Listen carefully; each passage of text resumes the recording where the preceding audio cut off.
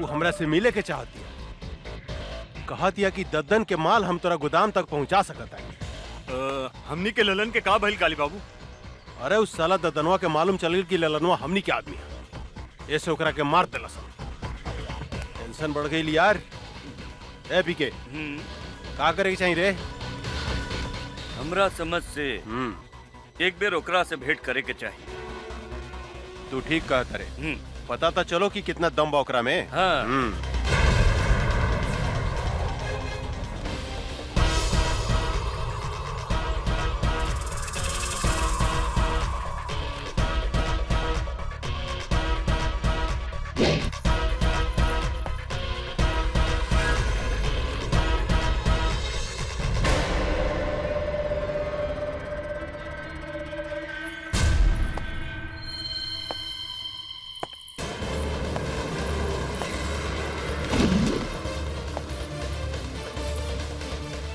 हम आ गई निकाली पांडे, हम ही हैं गंगा। अच्छा तरौआ है गंगा देवी। हाँ बोली गंगा देवी, हमरा के यहाँ कहे ला बोलौनी है? हम तोहरा के करोड़पति बनावे के चाहतानी। साफ साफ बताओ गंगा देवी, हम अनपढ़ हैं, मूर्ख हैं। हमरा साथे कौन बनेगा करोड़पति, कौन बनेगा करोड़पति मत खेला, बुझलू?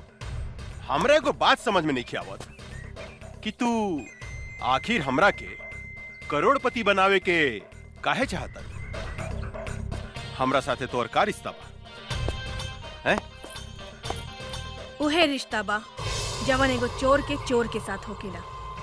हम चाहतानी कि ललन जवन काम तोरा खातिर करत रहे वो काम हम तोरा खातिर कर सकतानी।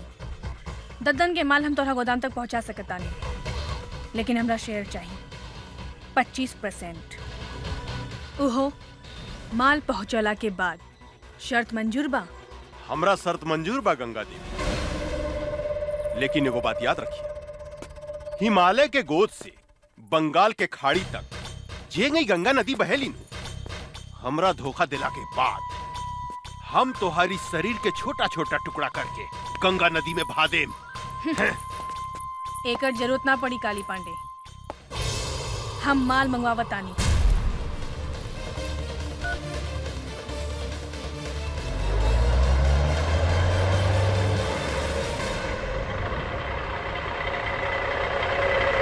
तोहार माल आविल काली। अरे वाह पीके, इधर जादूगर नहीं है रे, कहते माल आ गई हैं? ए बागड़ यादव, देखता माल सही बाकी का बा? काली बाबू हम तोरा से वादा करता नहीं गंगा देवी, अगर तू यही तरह ददन के माल हमरा गोदाम तक पहुंचावत रहलू तो एक दिन हम तोरा के करोड़पति बना देम, करोड़पति। काली बाबू माल ठीक बा। अरे वाह, अरे तू तो बड़ी काम के आदमी बाड़ू हो। देखिया एक दिन हम तोरा के बहुत बड़ा आदमी बना दे। हमार हिस्सा। अरे इतना जल्दी का बा हो, हिस्सा मिल जाए मिल जाए। ए पीके, ये तो हरियर का मर्चा भी है रे, मन करता चिबाइए जाई। ए बबी, तनी हमरो के अपन जवानी के रस पियावा ना। काली, हमार भोजपुरी में एगो कहावत बा, एगो आदमी के घरे एगो मुर्गी सोना के अंडा देत रहे, पर वो आदमी तोहरा लेखा लालची रहे। एक दिन वो सोचलस कि काहे ना ई मुर्गी के पेट से पूरा सोना के अंडा निकाल ली। ओकर का हश्र भइल तोहरा के मालूम बा ना? तू बहुत समझदार बड़ा, यही से फल खा, पेड़ मत गिना। अरे तू तो बहुत समझदार बड़ू हो, हम तोरा से मजाक करत रहनी। हम हो तोहरा साथे मजाके करत रहनी है काली। अच्छा शिवा जी सरकार। मैडम के हिस्सा ले आओ, अपने के हिस्सा गिन ली। ई देश में सिर्फ बेईमानी के काम ही ईमानदारी से होकेला काली, हमके तोहरा पर विश्वास बा। बहुत समझदार बड़ू हो, बहुत समझदार बड़ू। दूसर का मुलाकात कब? बहुत जल्द। पीके जी काली बाबू। पैसा में कितना ताकत हो गया रे, केहू के खरीदल जा सकता। ई ददनवा का समझत रहे कि हमार ललन के मरला के बाद हमरा खातिर ओकर केहू काम ना करी। अब देखिए हम ओकरा के तरह बर्बाद करता नहीं। ए बागड़ माल ले जाके गोदाम में रख, हम एगो मीटिंग में जाता नहीं।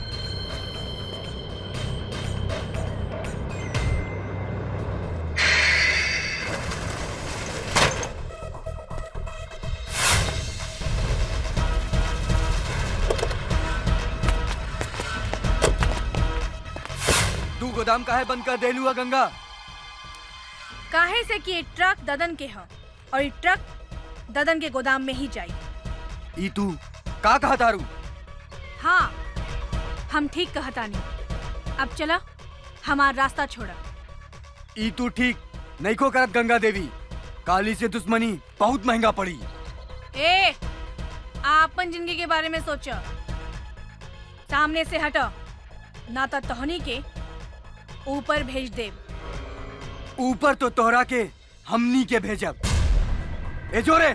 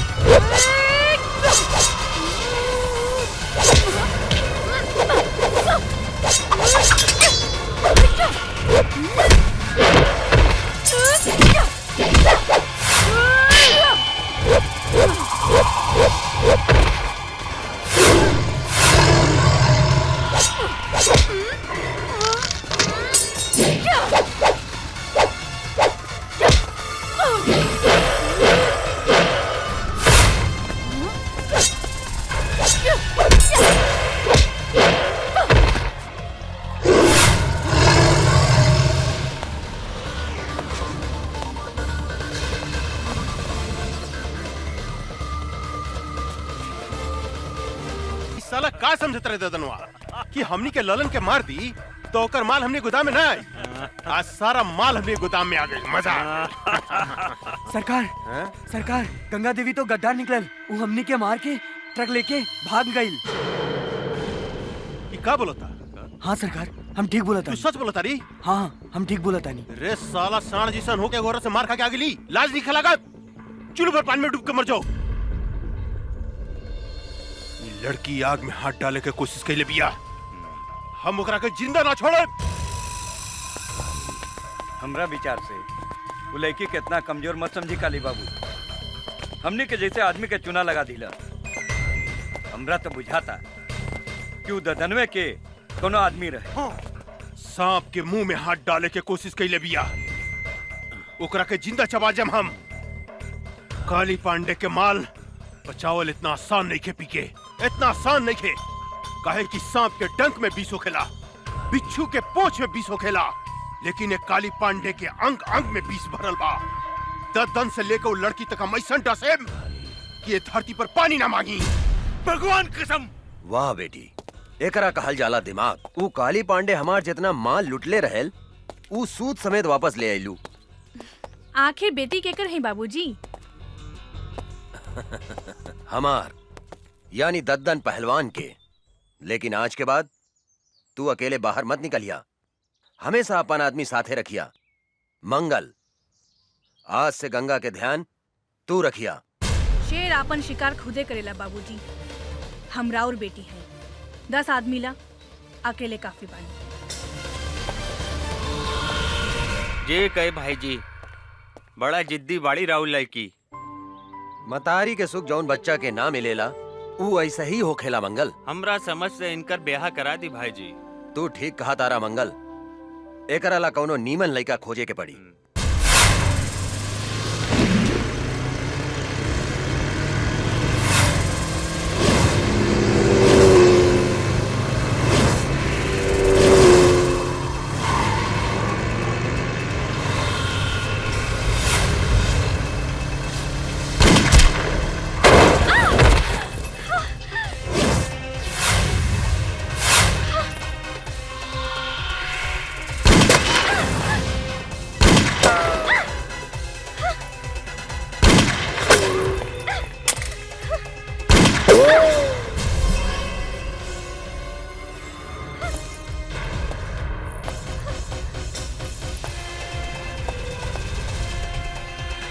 ओकरा के मार दे, बचे के ना चाहिए।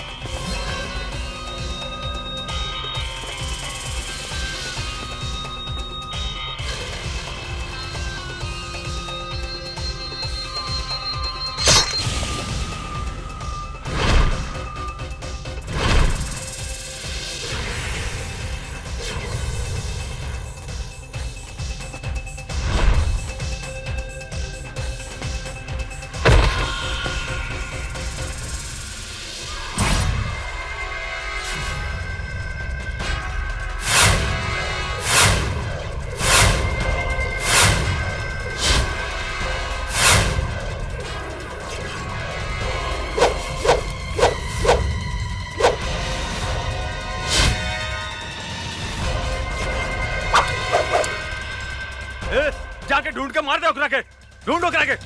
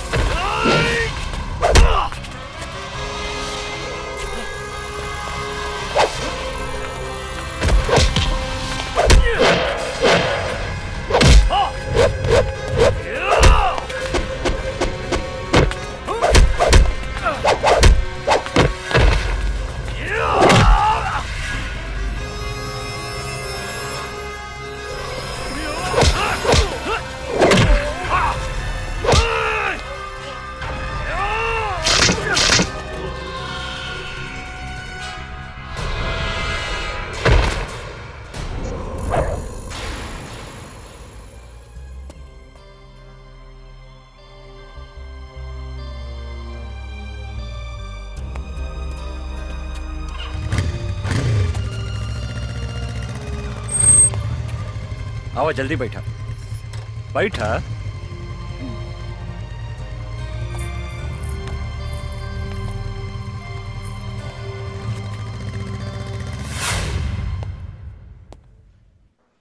हमार बेटी कैसन बिया डॉक्टर साहब?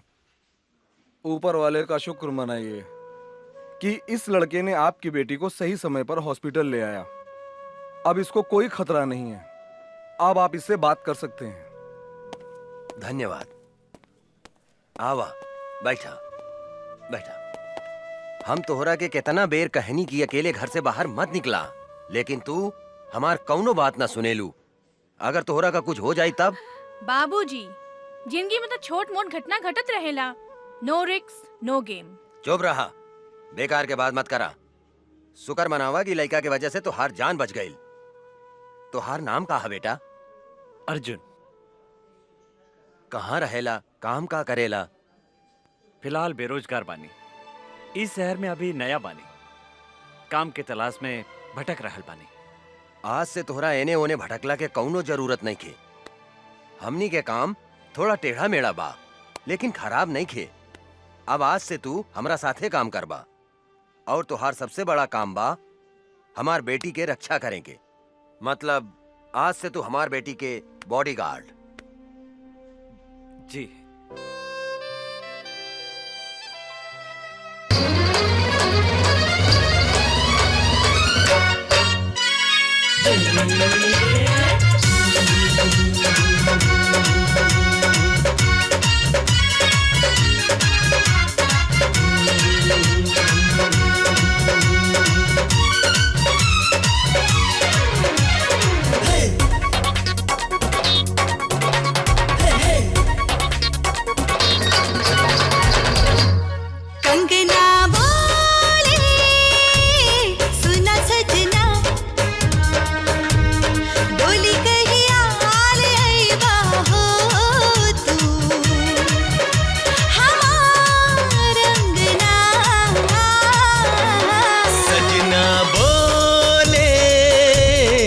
बाजी बजना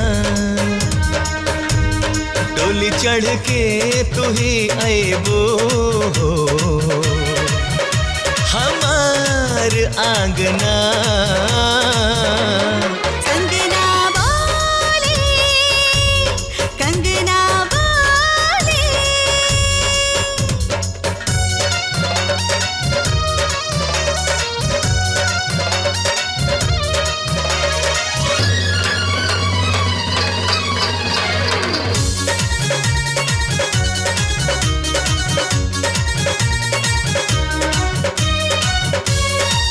सजना बोले कंगना बोले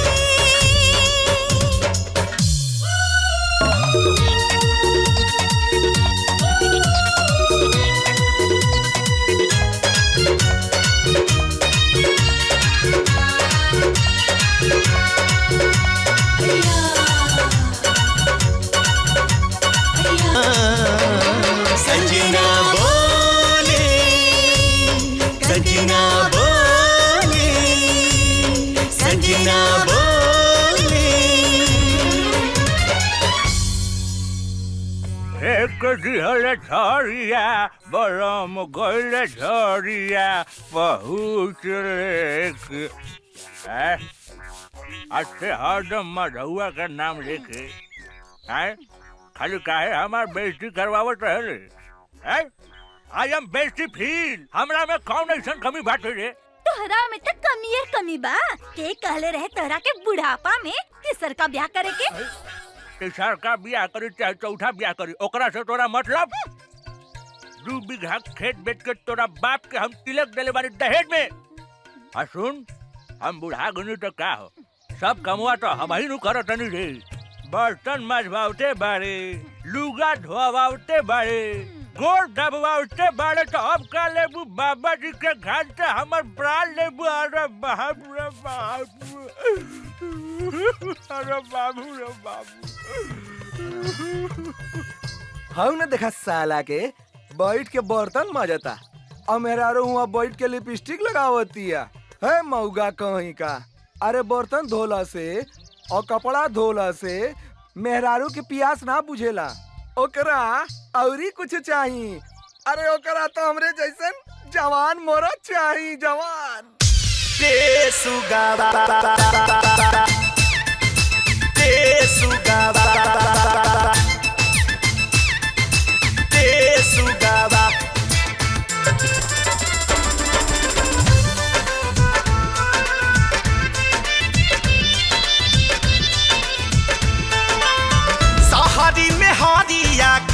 सहारी में हारिया के धोवता वे लुगावा रे सुगावा सहारी में हारिया के धोवता वे लुगावा रे सुगावा अरे रे सुगावा आइल घोर कल जुगावा रे सुगावा आइल घोर कल जुगावा रे सुगावा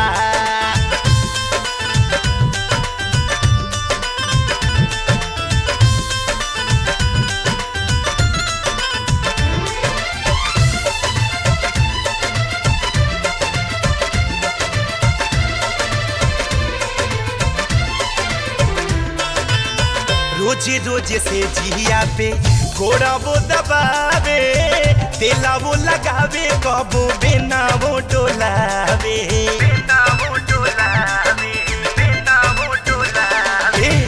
रोजे रोजे से जिया पे घोड़ा वो दबावे तेला वो लगावे कबो बेना वो डोलावे 4 बजे उठ जाला 4 बजे उठ जाला बोले जब मुरुगावा रे सुगावा अरे रे सुगावा आइल घोर कल जुगावा रे सुगावा आइल घोर कल जुगावा रे सुगावा रे सुगावा रे सुगावा रे सुगावा रे सुगावा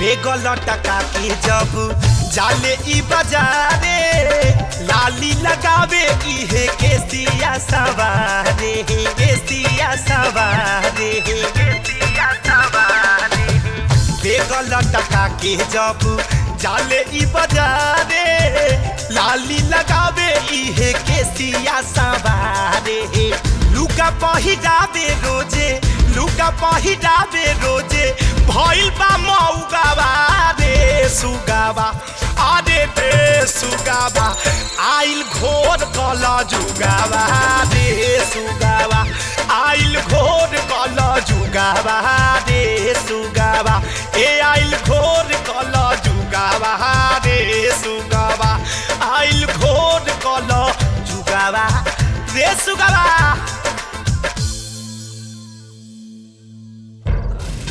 बोला है बच्चा बाबू का प्रॉब्लम बता रहा?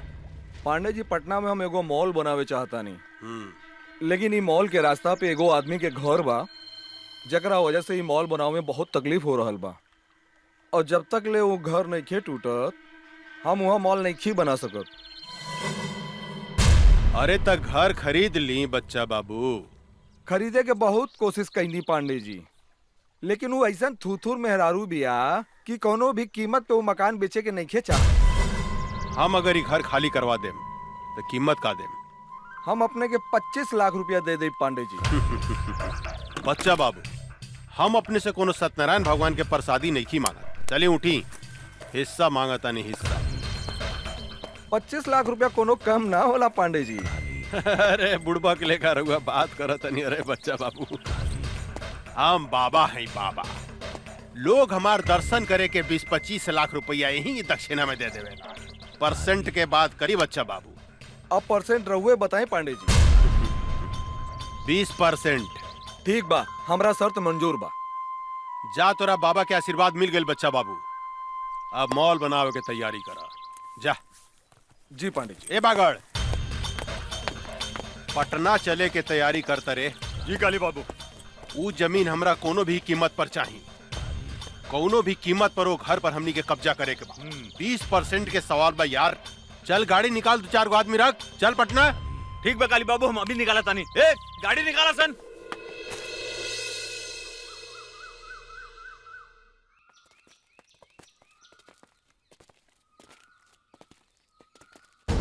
रे बुढ़िया, एक घर के मालिक कौन है? बुलाओ ओकरा के बाहर। का काली पांडे आइल बने?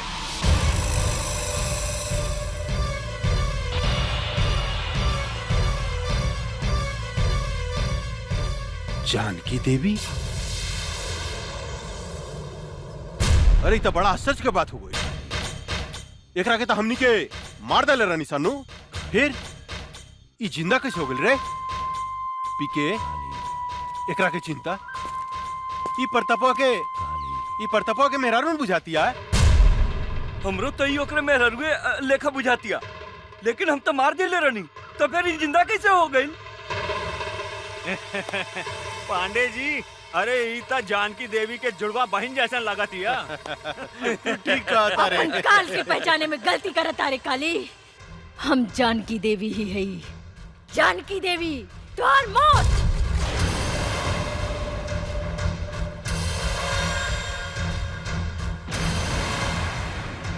अरे बाप रे बाप पीके, अरे एकर तेवर देके तो सचमुच बुझाता कि जनकिए हिया। ए जानकी देवी बुढ़ा गई, हमरा के मारे के सपना देखल नहीं कुछ छोड़ ले। अरे हाथ का पता हो तो और हाथ का पता, कैसे मरबू हमरा के, कैसे? बोला ना। हंस मत काली, तोरा जैसे कुत्ता के हाथ से ना पैर से कुचलल जाला, पैर से। ए बागड़, देता तनी तलवार, इस साली के टंगड़िए काट देता नी, फिर ही हमरा के मारे के सपना देखल छोड़ दी। मन तक करता कि आज से 15 साल पहले जो खेल हम तोरा साथ ही खेल ले रानी, ओकरा के फिर से दोहराई। खेली पांडे जी खेली, हमनी के देखे में बड़ा मजा आएगा। चुप, हमरा मजा नानू आई रे, हमरा मजा ना आई। बुढ़ा गइल भी आई। आ बूढ़ पुरनिया के साथे गंदा काम ना कइल जाला, बुझले साली। माई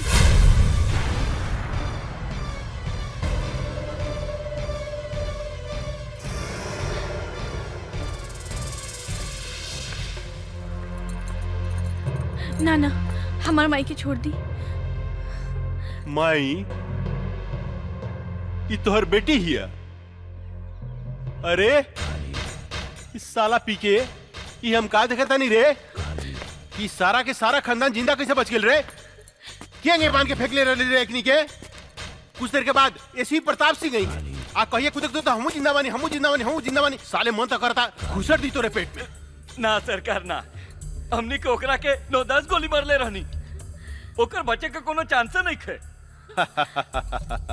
ये बात तू ठीक कहता रे पी के। कहे कि अगर सुना मांग देख के ही पता चलता कि सचमुच में भी दुआ हो गई बिया।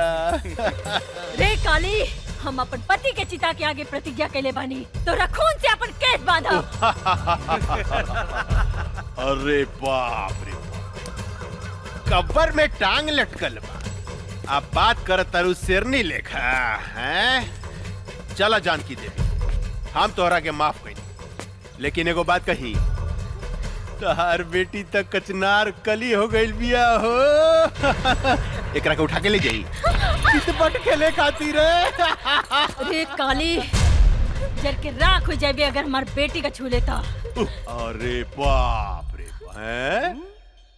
तोहार बेटी कोनो आग बाड़ी जे हम छुएम तो जर के राख हो जाएम। आग बाड़ी का हो। जवान लड़की आग से कम ना होला पांडे जी। ये बात तो ठीक कहला शिवा भाई कि जवान लड़की कोनो आग से कम ना होखे। अभी एकरा के थोड़ा और गरमाएगा, तब एकरा में अपन पानी पटावल जाई कैसन। ए जानकी देवी, बहुत हो गई हंसी मजाक, अब तनी काम के बात सुना। देखा, वैसे भी तू 2-4 महीना के मेहमान बाड़ू, अपन बेटी ला कुछ सोचा। अगर तू चाहतारू कि तोहार बेटी के जिंदगी हमरा आग से बच जाए तो तोरा हमरा साथ एगो सौदा करे के पड़ी। जानकी देवी, तोहरा अपन ही घर हमरा दक्षिणा में देवे के पड़ी।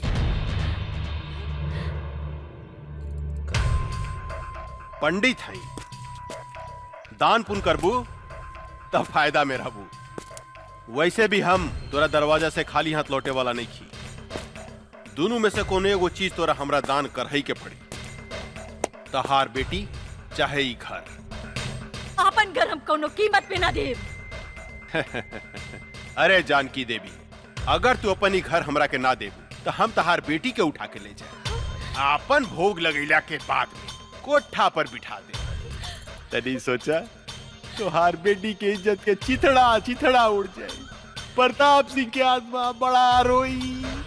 भरुआ है भरुआ, अपन बहन मतारी के दलाली कैली होबे, एही से तोरा हर औरत अपन बहन मतारी जैसे वैस्या लौकेला, वैस्या। ए जनकिया, चिल्ला मत काली, पता नहीं कौन जात के साथ सूत के तोर मतारी तोरा के पैदा कैले हो की जे दूसरा के बहन बेटी की इज्जत करे के नहीं खे जानत।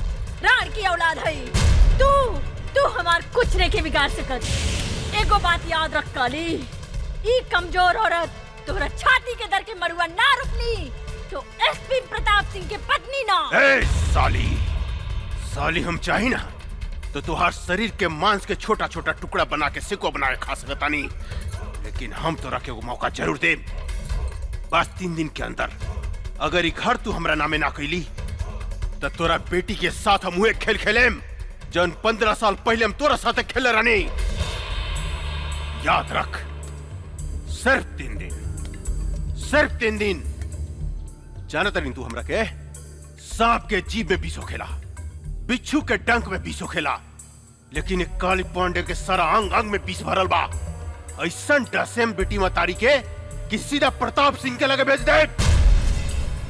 3 दिन, सिर्फ 3 दिन। चला सन रे।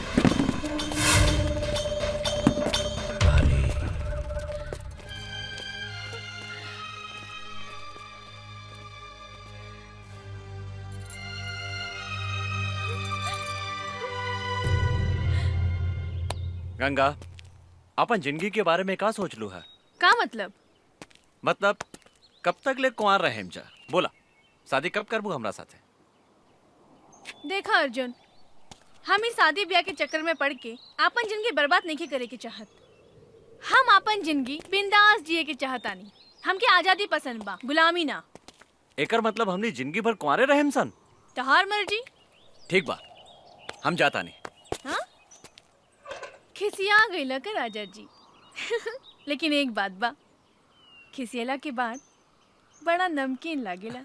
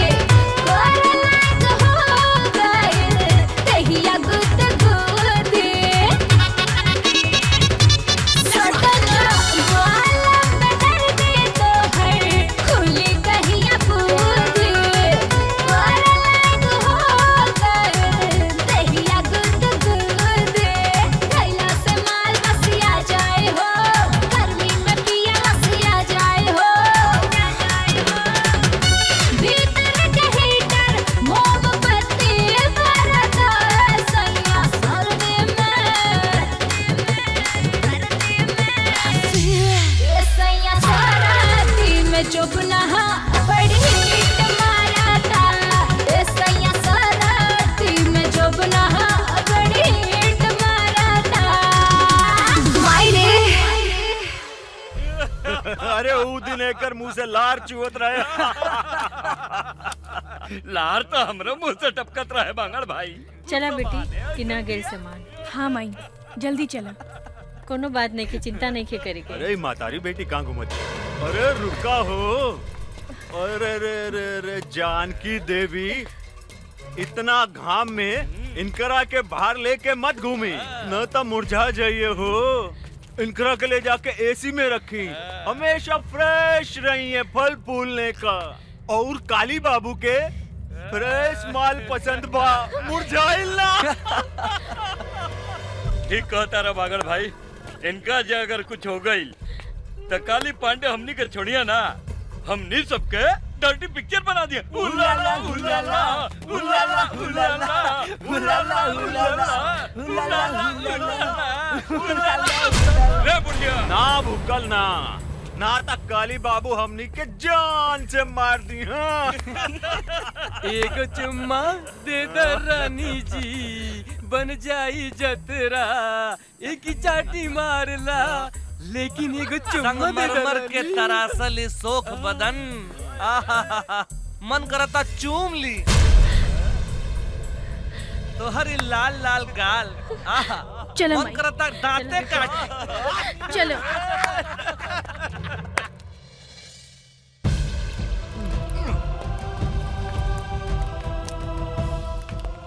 सारा कनेक्शन काट दे। काट देनी बागड़ भाई, अब देखा तानी खाना कैसे बनाई।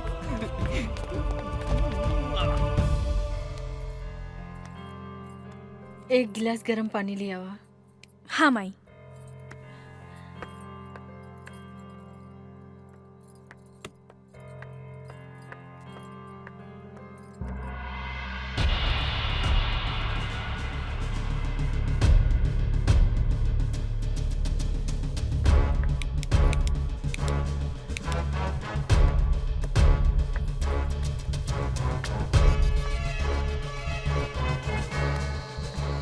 का भइल बेटी? माई, गैस के पाइप निकाल देले बाड़सन। का